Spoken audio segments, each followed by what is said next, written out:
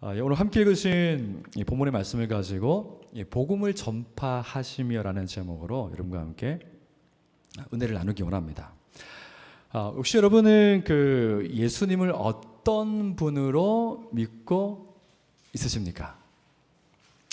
여러분 예수님을 어떤 분으로 믿고 있는지 한번 깊이 생각해 보시고 혹은 깊이 고민해 보셨는지, 그분은 나에게 어떤 분인지 생각해 보셨는지 모르겠습니다. 제가 이 질문을 드리는 이유는요, 성경을 보면은 예수님의 다양한 이미지가 나타납니다. 그런데 우리는 그 예수님의 다양한 이미지를 하나로 합쳐서 그분이 나의 참되고 유일하며 완전한 구원자라는 것으로, 나의 완전한 구원자로 신뢰하기보다는 그 예수님의 그 파편적인 각각의 이미지를 떠올리면서 나의 상황에 필요한 예수님을, 그리고 나의 필요한 순간에만 그 예수님을 소환하는 그 정도의 신앙생활에 그칠 수 있기 때문입니다. 이것이 왜 중요할까요? 여러분, 우리의 신앙생활에 그 업이 되고 다운이 될 때가 있죠. 기복이 있습니다. 근데 이 기복이 심한 이유는요, 예수님을 나의 유일한 소망과 내가 온전히 의지할 수 있는 완전한 구원자라는 것을 신뢰하지 못하면요, 우리의 마음에 기복이 엄청 많이 생깁니다. 그래서 저는 오늘 말씀을 통해서 우리는 예수님이 우리의 삶의 한 영역에서만 필요한 분이 아니라 우리의 인생의 전체를 맡길 수 있고, 나를 완전히 맡길 수 있고, 우리를 영원히 구원하시는 분이라는 것을, 우리는 그 예수님 때문에 하나님의 사랑과 은혜를 완전히 누릴 수 있는 그런 은혜를 받은 하나님의 자녀라는 것을 오늘 말씀을 통해서 우리가 함께 바라보고 또 믿고 신뢰하고 또 그 은혜를 누리는 그런 복이 있기를 주님 이름으로 축복합니다.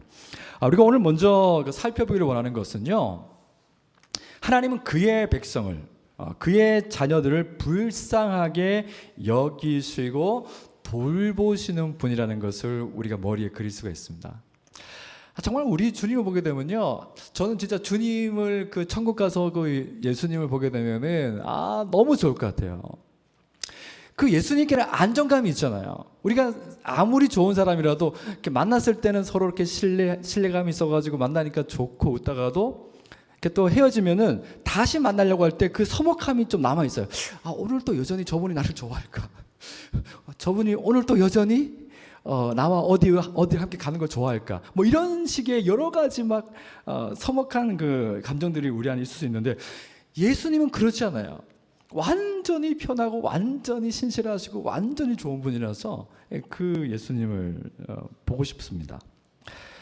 여러분, 그 예수님께서는요, 오늘 말씀 보니까 갈릴리 지역이, 여러분 지난 설교를 통해서 갈릴리 지역이 역사적 사건을 통해서 유대인들에게 멸시받는 땅이라고 우리가 알고 있습니다. 또 예수님은 그곳에서 4명의 제자들을 부르셨습니다. 그리고 그 제자들과 함께 갈릴리의 전 지역을 다니면서 예수님이 사역을 시작하셨습니다. 그래서 오늘은 예수님이 어떤 사역을 하셨는지를 우리가 볼 수 있습니다. 저는 예수님의 그 사역이 어떤 모습인지 성경을 보니까요, 먼저 예수님은요, 온 갈릴리를 두루 다니셨다고 되어 있어요. 온 갈릴리를 두루 다니셨다 있는데, 한번 여기 한번 여러분 지도를 보십시오. 우리가 지난번에 보았던 것처럼요, 유대가 있고요, 사마리아가 있고, 가이사랴가 있고, 나사렛과 가나, 가버나움, 그리고 갈릴리오스, 벳세다, 수리아, 단, 데가블리가 있는데요. 예수님께서 헤롯이 세례 요한에게 잡혔다는 소식을 듣고 가신 곳이 가버나움이죠. 저기서부터 예수님이 그 제자들을 부르시고 저 지역에서 이제 사역을 시작하신 것입니다.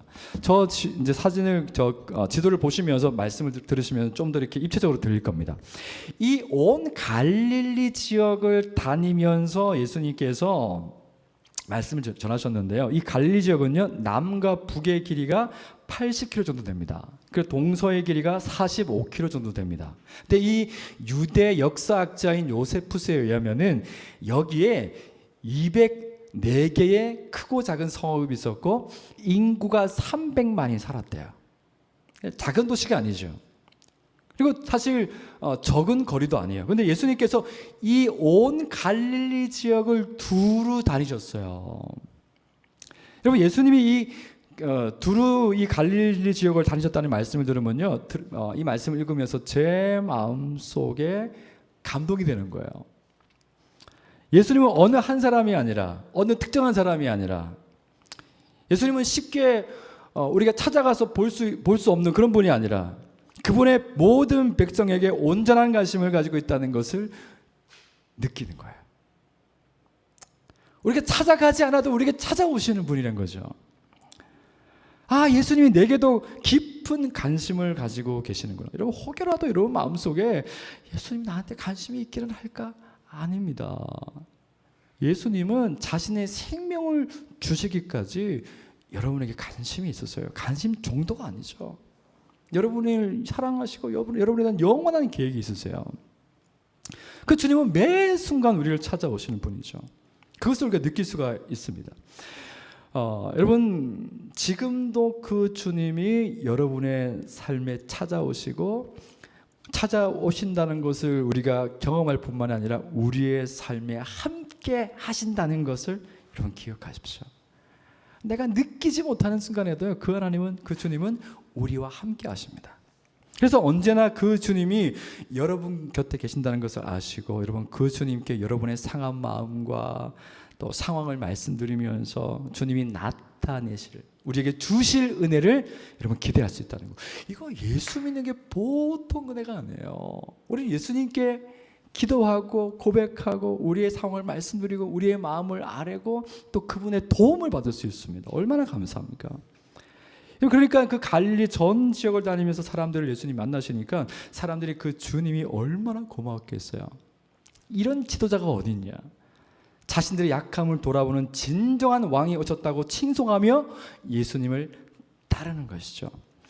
그리고 예수님의 사역은요, 가르침과 천국 복음을 전파하는 것이었습니다. 여러분, 예수님의 가르침은 어떤 것이었을까요?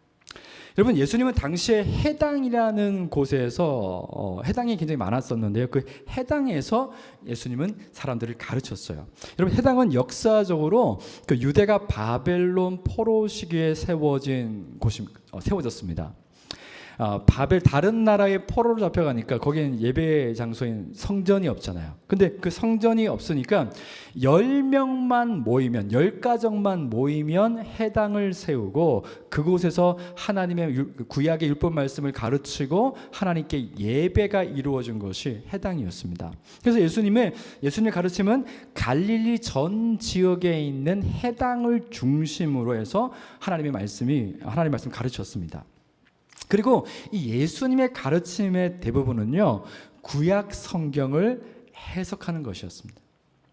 이 구약에서 하나님이 말씀하시는 그 말씀이 어떤 의미인지 그것을 풀어서 말씀해 주시는 것이었어요. 특히 구약의 율법과 메시아의 출현에 대해서 가르치셨어요. 율법을 통한 구원을 가르쳤던, 그러니까 율법을 지켜야 된다. 우리가 율법을 못 지키면 구원 못 받고 우리가 율법을 지키면 구원 받는다. 이렇게 가르쳤던 당시의 교사들과 달리 주님은 율법에 담긴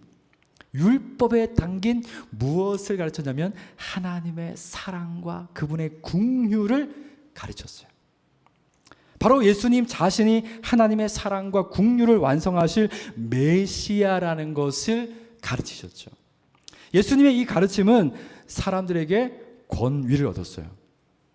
저가 누구이기에 권위 있는 말씀을 하시도다. 이전에 들어보지 못했던 놀라운 권위 있는 말씀을 듣는 겁니다. 진짜 성경을 올바로 해석하는 분이 계시죠. 마음이 시원합니다. 이분은 위대한 랍비다. 이렇게 칭송을 받습니다. 그리고 많은 사람이 그 예수님을 따릅니다.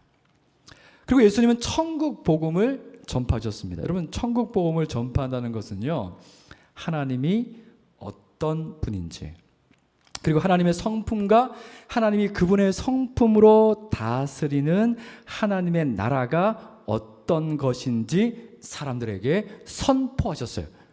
선포하셨어요. 여러분 이게 굉장히 중요합니다. 선포하고 가르치는 건 다른 거예요. 이 천국 복음의 선포는 사람들에게 큰 위로가 됐습니다. 왜 위로가 됐을까요? 그 이유는 복음이라는 단어 때문이에요. 유앙겔리온. 여러분 이 복음이라는 단어는요, 전쟁에서 아군이 이겼다는 승전 소식을 전달하는 전문적인 용어입니다. 유앙겔리온 하면은 우리가 이겼다는 뜻이에요. 전쟁에서 유앙겔리온 하면 우리가 이겼다는 뜻입니다. 근데 이 유앙겔리온에는, 복음에는 더 큰 의미가 있어요. 하나님이 자기 백성을 위해서 전쟁에 나가시고 승리하여 그 승리의 유익을 백성들에게 나누어 주신다는 것이 복음의 의미입니다. 승리했다. 전쟁에서 승리했고 그 전쟁의 승리로 말미암아 그의 백성들에게 유익이 있을 것이다. 그런 뜻입니다. 꼭 전쟁 이야기는 아니지만 이 하나님의 성품을 보았을 때 하나님이 자신의 백성들에게 행하시는, 그 백성들을 대하시는 방법이 그와 같다는 겁니다. 그래서 여러분이 하나님을 생각할 때마다 하나님은 자신이, 우리가 아무리 잘못 만들어 놓고 우리가 엉망으로 만들어 놓은 상황이라 할지라도 그분은 자신의 능력으로 이 모든 상황을 변화시키고 이기게 하시는 분이라는 것을 기억하십시오. 그래서 우리는 그 하나님을 찾을 수 있죠. 그 하나님을 의지할 수 있고 그 하나님을 기대할 수 있고 그 하나님이 행하실 일을 미래에도 바라볼 수가 있습니다. 그래서 우리는 그 하나님의 승리로 말미암아 그 기쁨을, 그 유익을 누릴 수가 있는 거죠. 그래서 복음은 가르치는 게 아니고 선포하는 겁니다. 하나님이 승리하시고 그 유익이 우리에게 왔다. 이것이 유앙겔리온 복음의 의미입니다. 여러분 갈릴리 지역 사람들이 얼마나 상처가 많은 사람들이었습니까?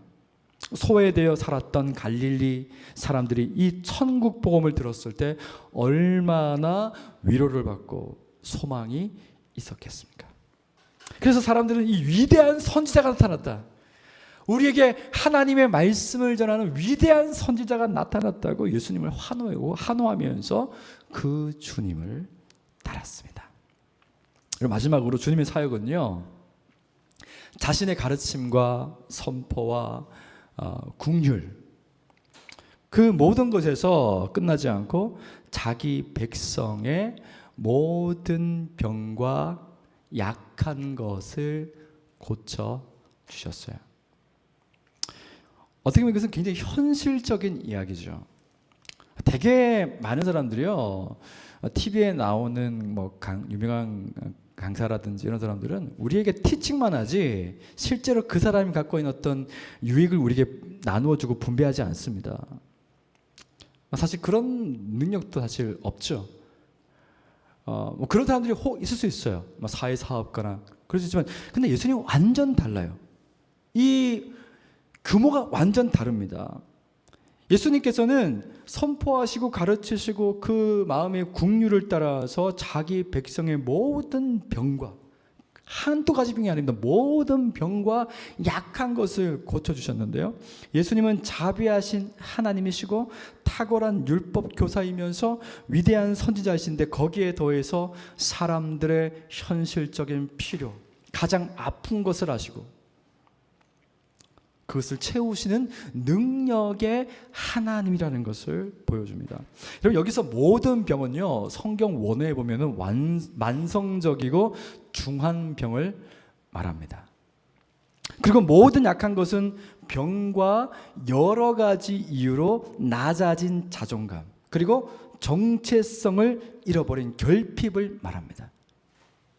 여러분 대충 그림이 그려지지 않습니까? 그 갈릴리 지역에 살았던 사람들의 낮은 자존감, 오랫동안 멸시받았던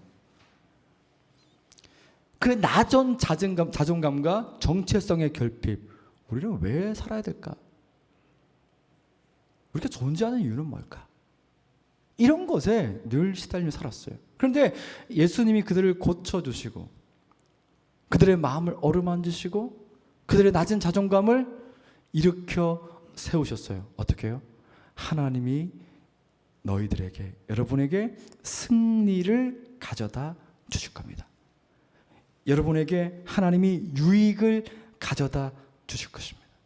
그러면서 그 증거로 예수님이 사람들의 모든 병과 연약한 것을 고쳐 주셨습니다.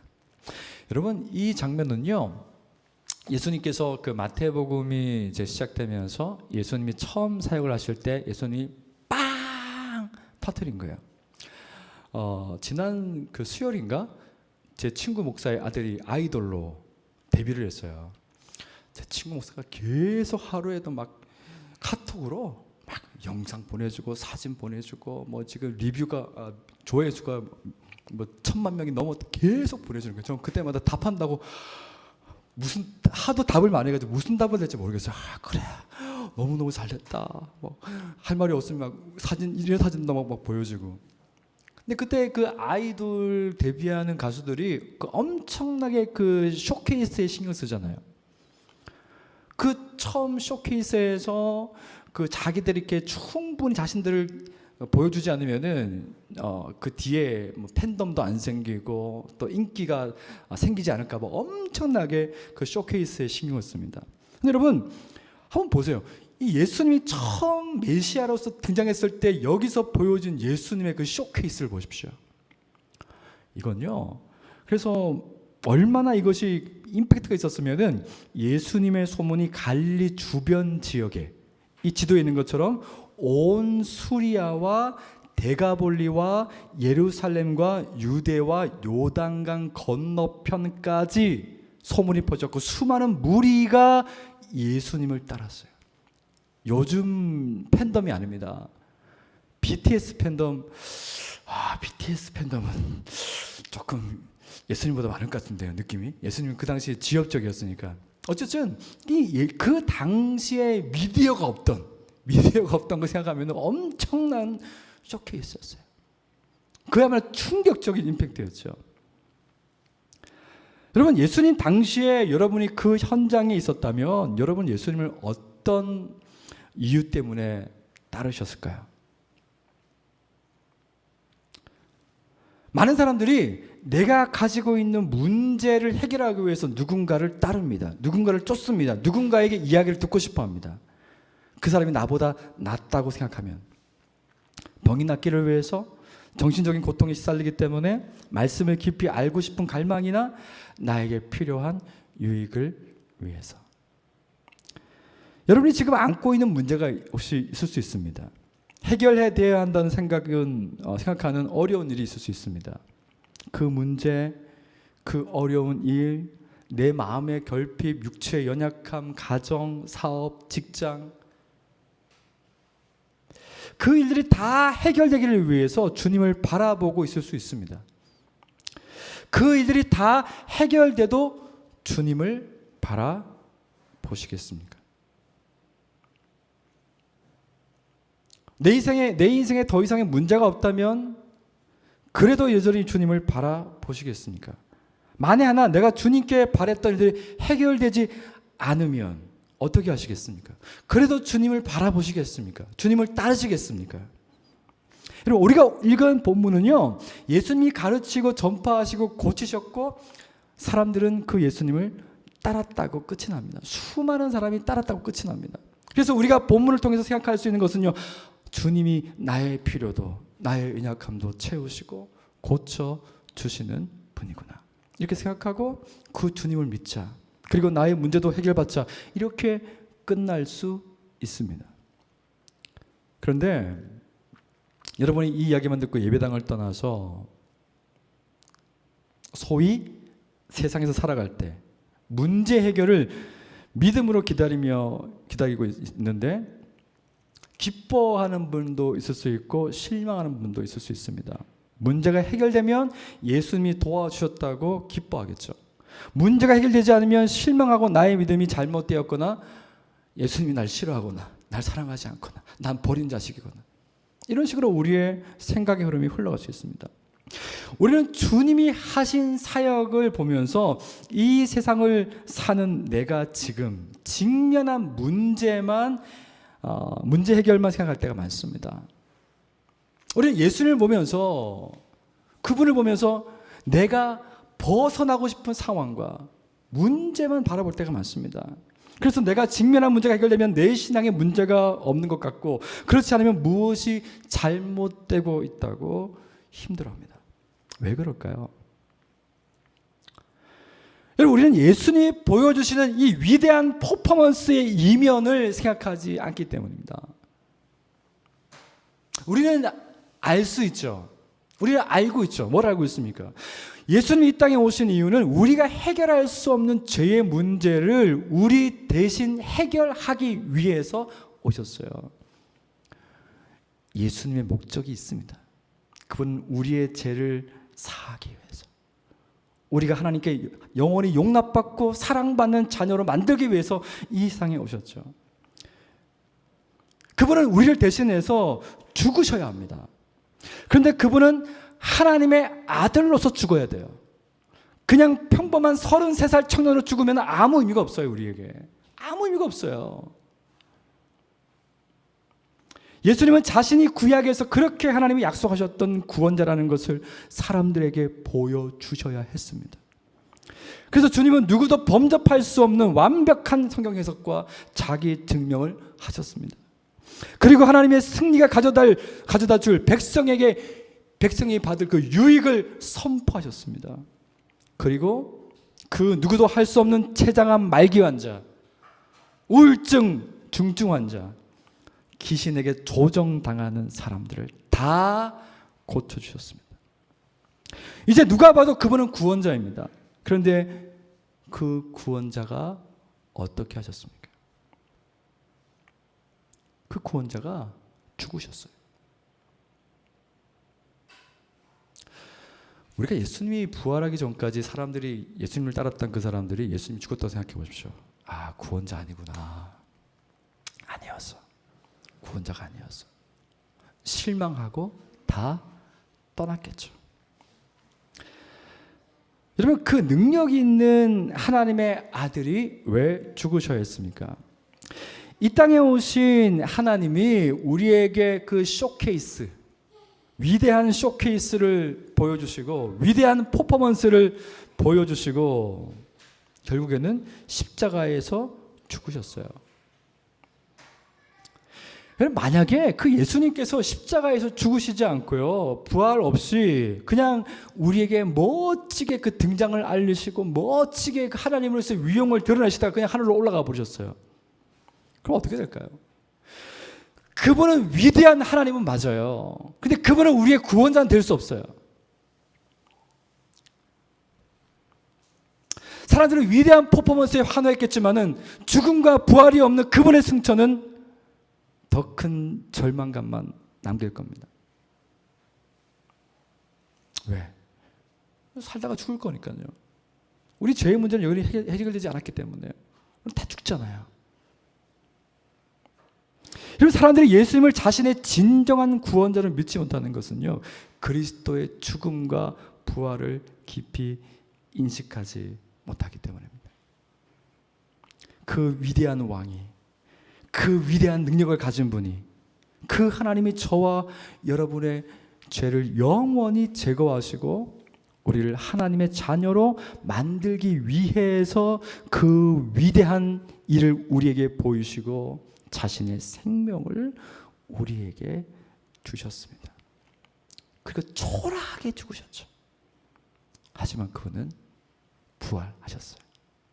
그리고 지금은 하나님 보좌 우편에서 저와 여러분을 다스리고 있습니다. 그래서 우리는 예수님의 어떤 한 이미지만 붙들고 사는 것은 손해입니다. 그분은 우리의 완전한 구원자입니다. 우리가 그분께 우리의 모든 것을 다 맡길 수 있어요. 내 자녀도, 내 인생의 모든 것도 다 맡길 수 있습니다. 그분은 우리를 완전히 구원하시는 분입니다. 그것을 증명하신 분입니다. 증명하신 분이 그것도 우리의 생명을 아버지께로 돌리기 위해서 자신의 생명을 주셨죠. 여러분, 우리는 지금 살고 있는 우리의 현실을 바라봐야 돼요. 예수님이 오셔가지고 하나님의 나라가 시작되었습니다. 그런데 하나님 나라는요, 지금 완성된 게 아니에요. 그래서 하나님의 나라가 완성되어질 때 우리의 모든 죄성이 다 제거되어지고 우리의 아픔과 우리의 눈물과 고통이 다 사라지죠. 거기서 모든 회복이 있습니다. 상처와 헤어짐과 모든 회복이 있어요. 그리고 성령 하나님은 그 예수 그리스도가 죽으시고 부활하셨기 때문에 오신 성령님께서는요, 하나님 나라가 완성되어질 때 우리에게 나타날 그 놀라운 일들을 이 땅에서 우리에게 보여주시죠. 그런데 항상 그런 게 아니에요. 근데 우리가 예수님의 죽음과 부활을 깊이 인식하게 되면 무엇을 바라보게 되냐면요, 주님께서 완성하실 나라가 있다는 것을 깊이 인식하게 됩니다. 그럼 여러분, 우리는 승리한 거잖아요. 결과적으로 우리는 이긴 거잖아요.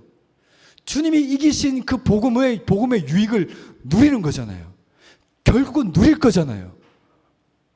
완성된 겁니다. 끝난 겁니다. 우리가 그 주님의 죽음과 부활을 통해서 그분이 완성할 나라를 깊이 인식하지 못하면요, 우리는 여전히 내 인생에서 내가 해결되지 않는 문제를 끌어안고 있으면 내가 하나님께 사랑받지 못한 존재처럼 여기고 내가 뭔가 잘못했다고 생각하고, 그래서 우리의 신앙이 올라갔다가 저 밑으로 떨어졌다가 왔다 갔다 하는 것입니다. 여러분, 이제 우리가 봐야 될 것은요, 의사 예수님 아니에요. 선지자 예수님 아니에요. 위대한 교사 예수님 아니에요. 그분은 완전한 구원자입니다. 자신의 생명을 주시기까지 우리를 사랑하는 완전한 구원자이기 때문에 우리는 그분께 우리의 모든 것을 다 맡길 수 있어요. 여러분, 송두리째 한번 맡겨보십시오. 그 주님께 맡기십시오. 그리고 그 주님이 어떻게 일하시는지를 여러분 경험하십시오. 여러분, 우리가 인생을 살면서 가장 큰 재미가 뭐겠습니까? 저 맛있는 거 먹는 거 너무 좋아요. 맛있는 거 먹을 때마다, 특히 바비큐를 구워서 먹을 때마다 그 바비큐가 구워지고 그 육즙이 나고 그거 먹는 거 얼마나 좋은지 모르겠어요. 그래서 제가 잔디밭에 있는 집에 사는 게 제 로망. 그래서 적어도 한 달에 한 번 너무 적다. 막 한 달에 2번 정도는 최소한 막 고기 구워 먹는 거. 그러니까 저 여행을 너무 좋아해요. 근데 여러분, 진짜 인생의 재미는요, 하나님이 어떤 분인지, 하나님이 얼마나 좋은 분인지 그분을 알아가는 거예요. 제가 얼마 전에 제가 좋아하는 그 조던 피터슨이라는 그 심리학자 간증 내용을 제가 올려드렸는데요. 그 조던 피터슨이 그런 얘기 하잖아요.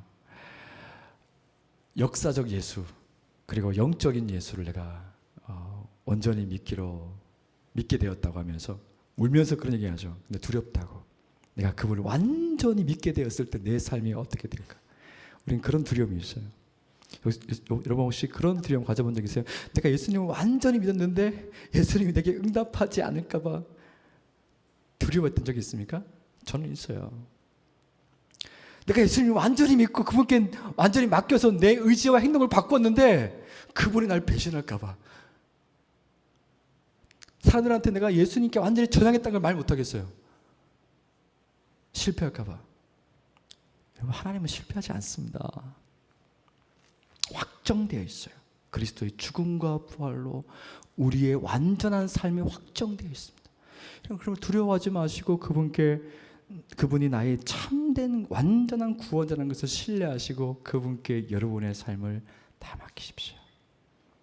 아침에 눈을 떴을 때 하루하루를 살아가면서 순간순간 주님은 나의 유일한 소망이시며 구원자이십니다. 내가 주님께 내 삶을 드립니다. 주님 뜻대로 나를 이끌어가 주십시오. 저는 연약합니다. 저는 예수님의 한 면만 보지 않겠습니다. 주님은 나의 완전한 구원자이십니다. 여러분, 그 주님을 경험하는, 그 주님과 동행하는 그 은혜를 하나님이 나타내실 겁니다. 왜요? 성령님이 우리로 하여금 예수 그리스도가 십자가에서 죽으시고 부활하셨다고 믿게 하셨다면 그 주님이 지금은 하나님 보좌 우편에서 하나님의 영으로 우리와 함께 하시는 것도 우리가 믿게 되기 때문입니다. 이 한 주간 그 놀라운 하나님을 누리고 기뻐하고 우리의 삶이 그래서 주님의 복음 되어지는 그런 은혜가 있으시기를 주님 이름으로 축복합니다.